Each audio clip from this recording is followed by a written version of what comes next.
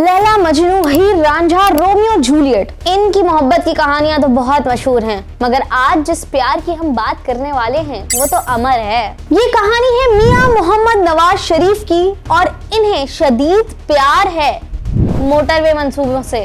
Nawaz family जितनी बार इख्तिदार संभालेगी उतनी बार motorway मंसूबे पेश करेगी, जितनी बार इजलास करेगी उतनी बार मोटरवेज का जिक्र करेगी। मोटरवे हाफजाबाद के अंदर से गुजर रहा होता। मुल्क का कर्जा, गुर्बत, महंगाई सब रखो साइड पे, लेकिन पंजाब में मोटरवेज का होना बहुत जरूरी है। मियां साहब ने पार्लिमानी पार्टी के इजलास में इस बात पर भी जोर दिया कि इस दफा वो सिर्फ पंजाब में ही नहीं बल्कि सिंध, गिलगित बल्तिस्तान, खैबर पख्तूनख्वा और बलूचिस्तान में भी मोटरवे मंसूबे पेश करने वाले हैं। मियां साहब, अगर आपकी यही रफ्तार रही तो यकीनन एक नया वर्ल्ड रिकॉर्ड कायम करने में आप देर नहीं करेंगे। किस चीज का?